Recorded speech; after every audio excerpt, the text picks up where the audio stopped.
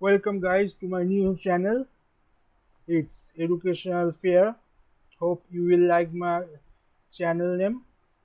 The motto of the opening of my channel is to explain and deconstruct the prose and poetries both of West Bengal Board of Secondary and both higher secondary board.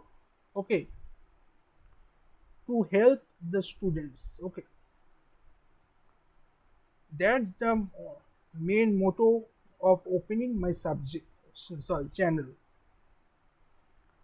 So hope it will work and help students. I don't know it will help or not.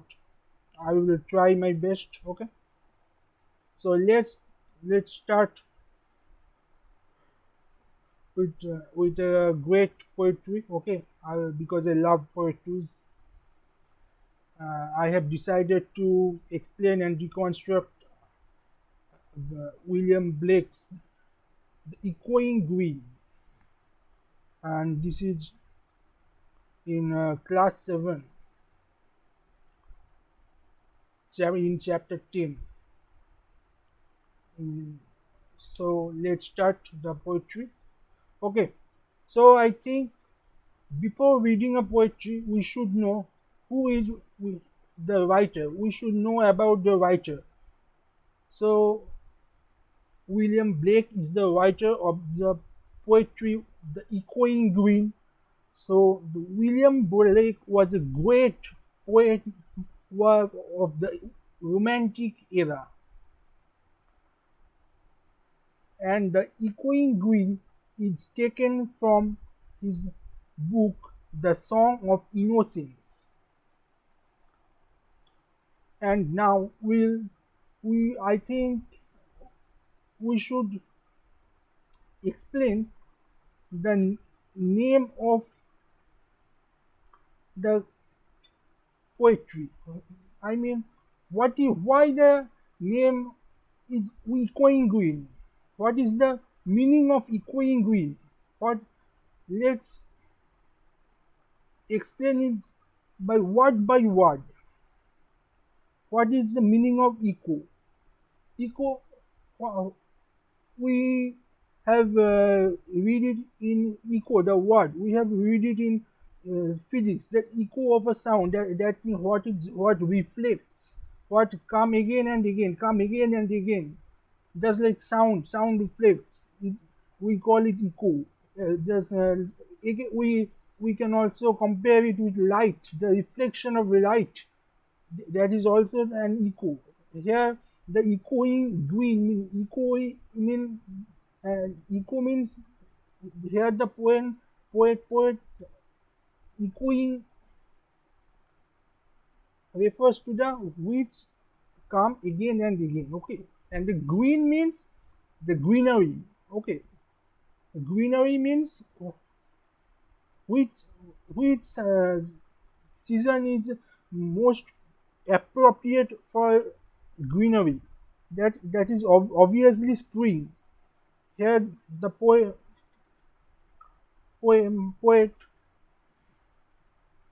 denotes the spring season.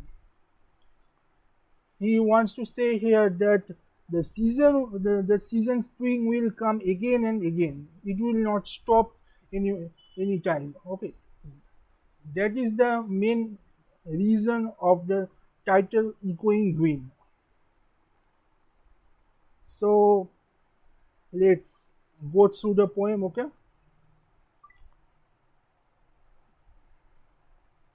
the sun does arise and make happy the skies. The merry bells ring to welcome the spring. The skylark and thrush, the birds of the bush, sing louder around to the bell's cheerful sound, while our sports shall be seen on the echoing green.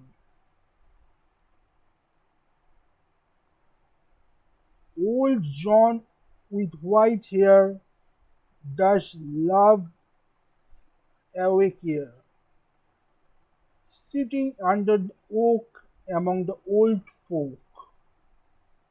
They laugh at our play, and soon they all say, such were the joys when we all girls and boys in our youth time were seen on the echoing green,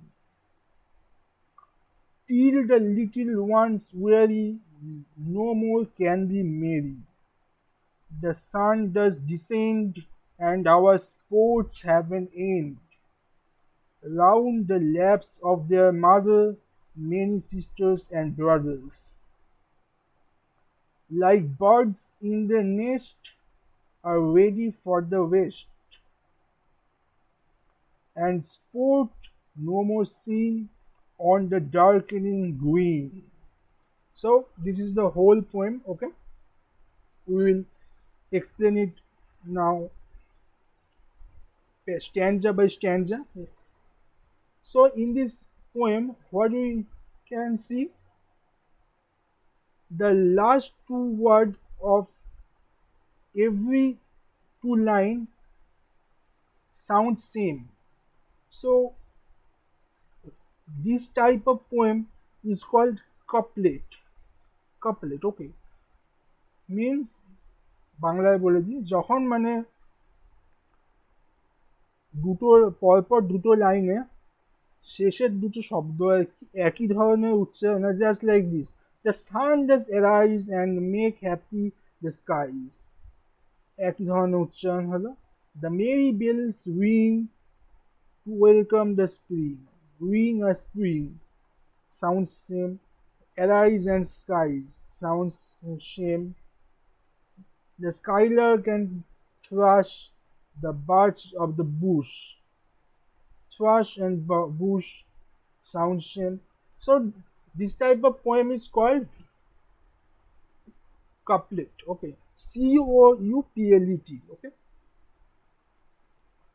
So in this poem, what we can see, the poet actually describe the nature, but by the describe of the in the first stanza, the sun arises. That means that is morning, and if you see the second stanza, that is afternoon. Okay, and the last stanza, that means that is night. Okay, by this by this description of the time, actually the poem wants to describe a man's life. Okay, morning means what? A newborn baby. A newborn baby means a morning. Childhood, where is no sadness. Okay. The second stanza is afternoon. That means adulthood. Okay. He just crossed his childhood. And the last stanza is evening or night, when he proceeds towards death. That means the old age. Okay, that's the poem. Okay, so let's start explaining the poem line by line. Okay,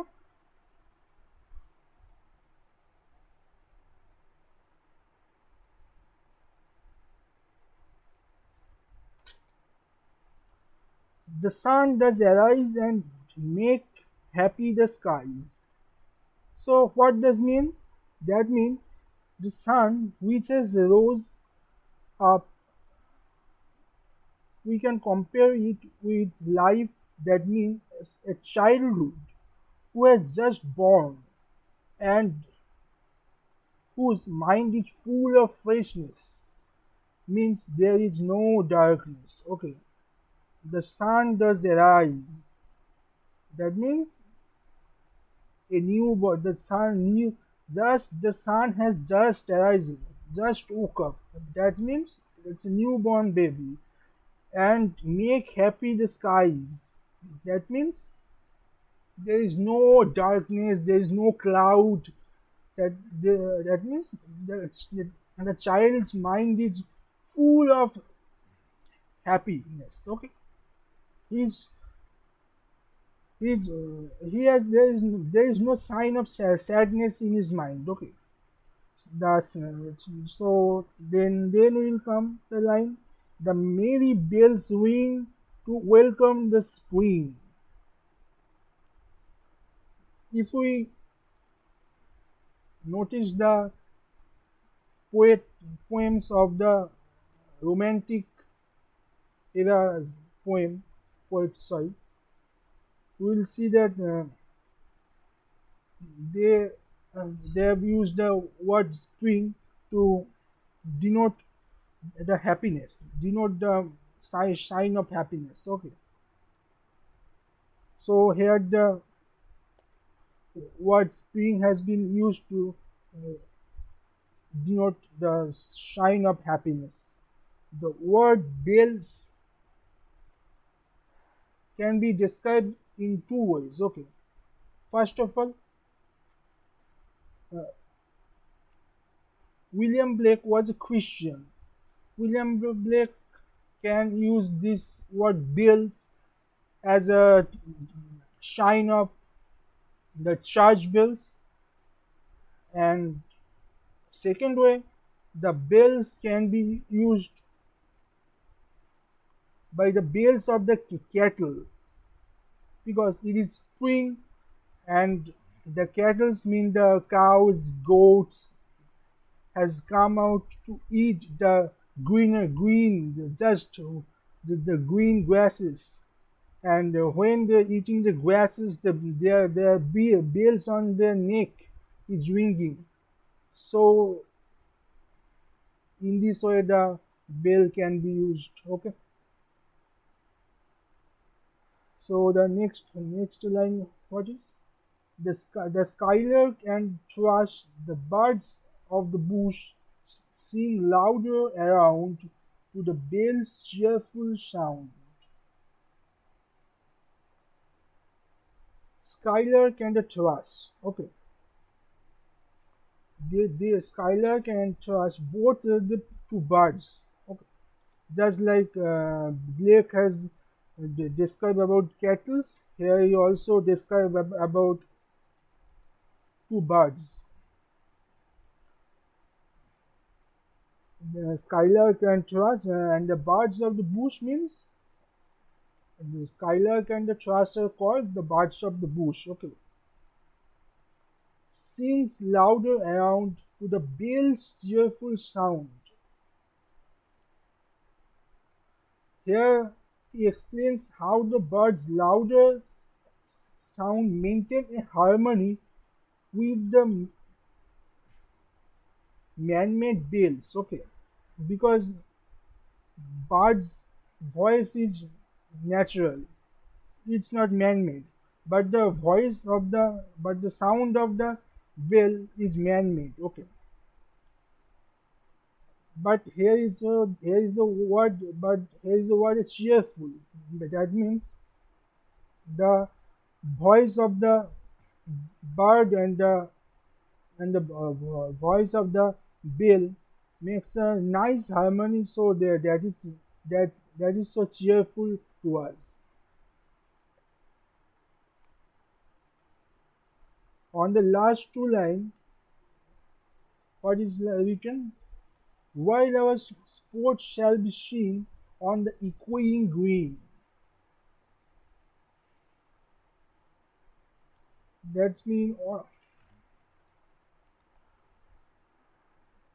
while our sports the word sports mean there should be a bunch of children. Okay, and the and here the poet tell who is the narrator.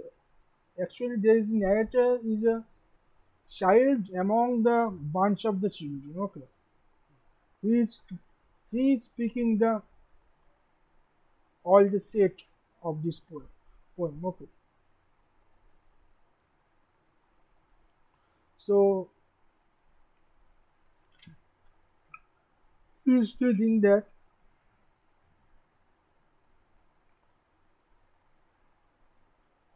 And the most important word is echoing green. It means the greenery of the spring will come again and again, just like a clock.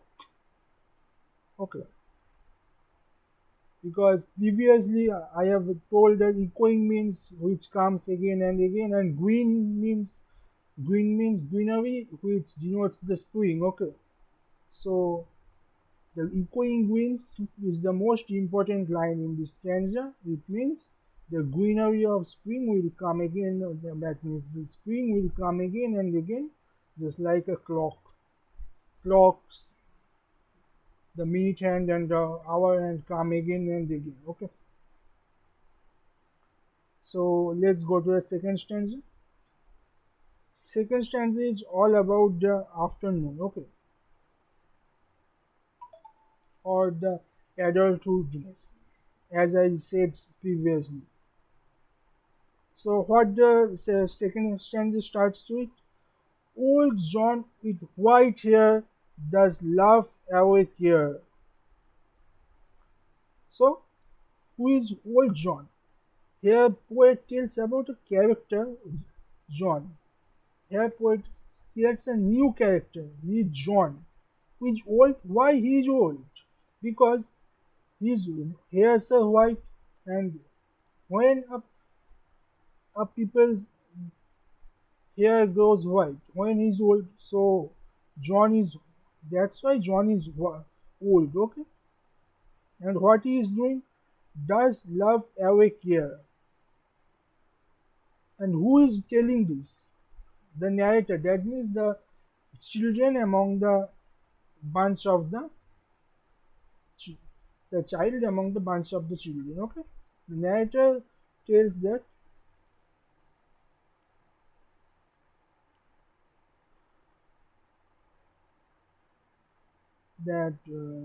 old John is just laughing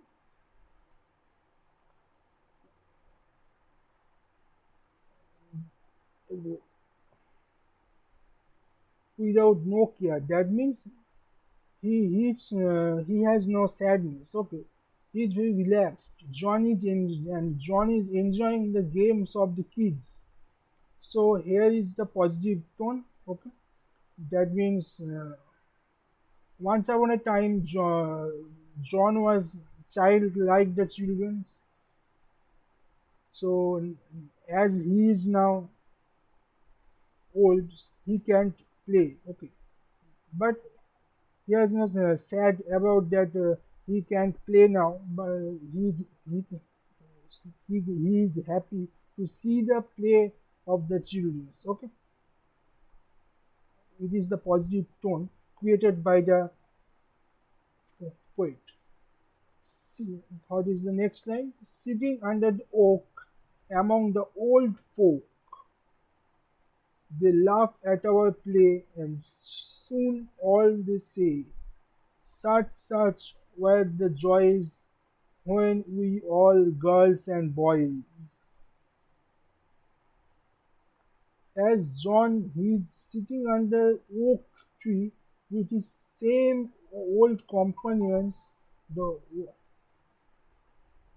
the word oak actually here the sitting under the oak among the old folk. That means John is old. That's why he is taking rest under the oak tree. Okay, and among the old folk means he is here as also some old people like him, and they are his friends. Okay, and there is used oak tree, not banyan tree, not banana tree. Actually, oak tree means oak tree. Oak here the oak denotes the afternoon, and or afternoon. That means John is old. That's why he is sitting under the oak tree. Okay, and they laugh at our play, and soon all they say, such were the joys when we all, girls and boys. John is what is John doing? John is sharing his memories with his folks, his friends, old friends actually, about his childhood days when he was playing just like the children's. Here is also a positive tone. He is laughing, that means he is happy about the children's play. Okay, last two lines, Horton. Last two lines of the second stanza. In our youth time was seen on the echoing green. Who is the narrator of the last two lines? The last two lines of the narrator of the last two lines is the the child of the child. Okay, he again says about the echoing green. Okay, but here he says that about his youth now. Okay, and he says that the greenery will come again. That means echoing. The last let's come to the last stanza. Till the little ones weary, no more can be merry. The little narrator is grown up now. Okay, so he is no more enthusiastic. Not just like before, he was so much enthusiastic now. Okay, so here is a sign of sadness created by William Blake. The sun does descend and our sports have an end. So it is evening, or it is a sign of evening or night. That means the narrator proceeds towards death or darkness. That's why the sports is near to an end as they are old now. Round the laps of their mothers, many sisters and brothers. What is the meaning of the line? That means round the laps of their mothers. The meaning of the line means the actually the children are now grown up now. Okay, and many sisters and brothers means, and there are some newcomers, and the grown up children are enough to take care about the newcomer children. Okay, like birds in their nest are ready for rest. Are ready for rest means there is a positive tone to accept the date. Okay, that means the children, the child is too much old now, and he is ready to accept the date positively. As we know, the man, as we know that all the man is immortal. Okay, and sports no more seen on the darkening green. As they will die, there will no more sports, there will no more life. Actually, sports, actually, the word sports denote the word life. Okay, on the darkening green, why they are not the word echoing used? Why on the previous stanzas the word echoing green was used? Here's the word darkening green is used because they will die, so the greenery will be also will be full of darkness. That's why the poet here used the word the darkening green. Okay. That's the gist of the poetry. Hope you will like the explanation of poetry. We'll come again as a poetry or prose. Okay, so let's goodbye and enjoy it. If there any problem, please write on the comment box. Okay, bye.